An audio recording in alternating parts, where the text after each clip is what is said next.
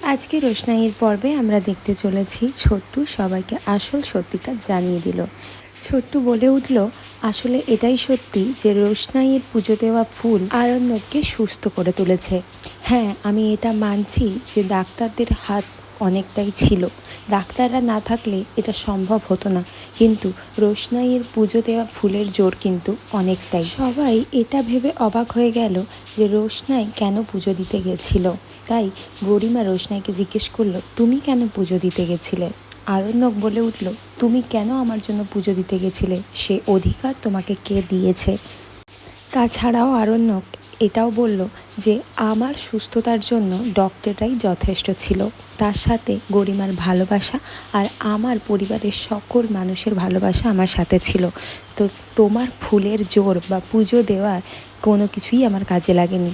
আমি যদি বেঁচে উঠে থাকি সেটা একমাত্র গরিমার ভালোবাসার জন্য বেঁচে উঠেছি। এসব যখন আরণ্যক বলতে লাগলো তখন ছোট্টু বলল, বাদশা তুই কিন্তু ভুল করছিস, মস্ত বড় ভুল করছিস। তুই রোশনাইকে এমনভাবে অপমান করছিস, আমি তো বাদশা তোকে চিনতেও পারছি না, তুই কীরকম অচেনা হয়ে গেছিস আমার কাছে। তখন আরণ্যক ছোটুকে বলে ওঠে, না ছোটু, তুমি আর ওকে মাথায় তুলো না, আমরা এতদিন ভুল করেছি। আসলে ওর মতো একটা মেয়েকে আমরা এত করে ভুল করেছি। আর ছোটু, ওর জন্য আমি গরিমাকে দিনের পর দিন কষ্ট দিয়েছি। তাই ছোটু, তুমি এখন এই সব নিয়ে কথা বলতে এসো না। আসলে ও এই রকমই একটা ধরনের মেয়ে। এই বলে আরণ্যক যা তা ভাবে রোশনাইকে অসম্মান করতে লাগে, আর রোশনাই তখন কাঁদতে থাকে। তখন গরিমার মা অর্থাৎ সুরঙ্গমা আন্টি বলে ওঠে যে এখনও কেন এই মেয়েটাকে পুলিশের হাতে তুলে দেওয়া হচ্ছে না? আরণ্যক, তুমি ইমিডিয়েট পুলিশের হাতে এই মেয়েটাকে তুলে দাও। তখন আরণ্যক সবার সামনে চিৎকার করে বলে ওঠে যে না, রোশনাই এ বাড়ি থেকে কোথাও যাবে না। সেই কথা শুনে বাড়ির সবাই একটু অবাক হয়ে যায়, কারণ কেন আরণ্যক বলছে যে রোশনাইকে আবার বাড়ি থেকে যেতে দেবে না। তখন গরিমা বলে ওঠে যে আরণ্যক, তুমি এটা কি বলছো? কেন তুমি ওকে আবার আটকাচ্ছ? তুমি তো সব বুঝতে পেরেছো যে ও কতটা লোভী আর স্বার্থপর মেয়ে। ঠিক আছে, তো তুমি ওকে যেতে দাও আরণ্যক, ও যেখানে ইচ্ছে চলে যাক। তখন আরণ্যক বলে ওঠে যে না, তোমরা একটু ঠান্ডা মাথায় ভাবো।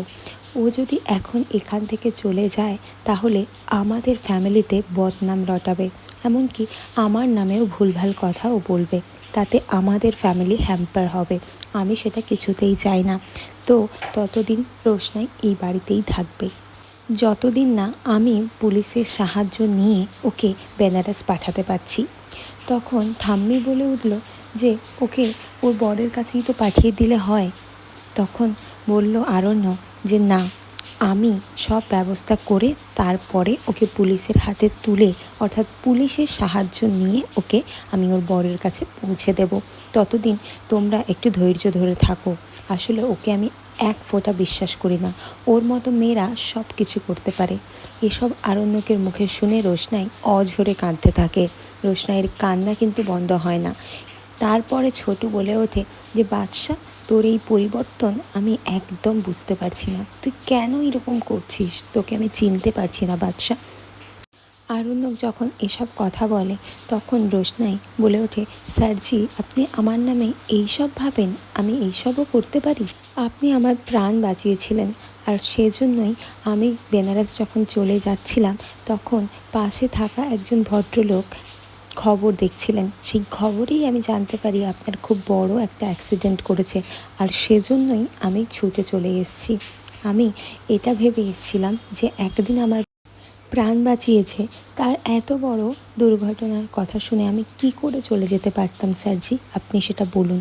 তখন বলল আরণ্যক চিৎকার করে, একদম চুপ। তোমাকে কি আমার ফ্যামিলি রিকোয়েস্ট করেছিল যে আমার নামে পুজো দেওয়ার জন্য, বা তোমাকে কি কোনো রকমভাবে কেউ বলেছিল?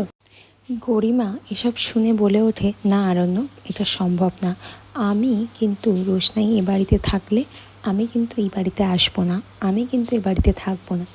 তখন আরণ্যক গরিমাকে বুঝিয়ে বলে, গরিমা একটু ঠান্ডা মাথায় ভাবো, ও যদি আমাদের বাড়ি থেকে চলে যায় তাহলে আমার নামে উল্টো পাল্টা কথা বলে পুলিশের কাছে আমার ফ্যামিলির নামে উল্টো পাল্টা কথা বলে আমাদের সম্মানটা নষ্ট করে দিতে পারে। আসলে ওর মতো মেয়েদের জায়গা পায়, আমরা ভুল করে ওকে মাথায় উঠিয়েছি। এসব শুনে সুরঙ্গমা আন্টি কিন্তু আরণ্যকের সাথে সহমত পোষণ করে। তখন সুরঙ্গমা আন্টি অর্থাৎ গরিমার মা বলে ওঠে, আরণ্যক একদম ঠিক কথা বলেছে, এই মেয়েটাকে একদম বিশ্বাস করা যায় না, এই মেয়েটা সব কিছু করতে পারে। সে কথা গরিমা শুনে একটু শান্ত হয়। আর তারপরে এইসব হয়ে যাওয়ার পর আরণ্যক বলে ওঠে যে আমরা পুজোটার দিকে মন দিচ্ছি না, এবার অন্তত আমাদের বাকি পুজোর কাজটা সেরে নেওয়া যাক। আর এই মেয়েটাকে আমি আমার চোখের সামনে দেখতে চাই না। অর্থাৎ রোশনাইয়ের কথা আরণ্যক বলতে চায় যে রোশনাইকে আরণ্যকের সামনে আরণ্যক দেখতে চায় না। ও এ বাড়িতে থাকবে কিন্তু আরণ্যকের সামনাসামনি যেন না হয়। তারপরে সবাই মিলে খাওয়ার টেবিলে বসলো খেতে। তারপরে দাদুভাই বলল, সুরঙ্গমা তুমি তো কিছুই খাচ্ছ না, তুমি একটু খাও। তখন সুরঙ্গমা আন্টি গরিমার মা বলে ওঠে, আমি যেখানে সেখানে যা তা খাবার খাই না, আমি অ্যাকচুয়ালি ডায়েট করি তো তাই জন্য। তারপরে জাহ্নবী বলে ওঠে যে আজকে রাত্রিবেলা গেট টুগেদার পার্টি আছে, সেখানে আপনি আন্টি থাকবেন তো? একটা মজার টুইস্ট হবে ওখানে, ওখানে আমরা বিভিন্ন ধরনের গেমস খেলবো, তো আন্টি প্লিজ আপনাকে থাকতেই হবে। তখন সুরঙ্গমা আন্টি বলে যে আমার কিছু কাজ আছে। পরবর্তী পর্ব দেখার জন্য আমার চ্যানেলটি সাবস্ক্রাইব করে থাকুন।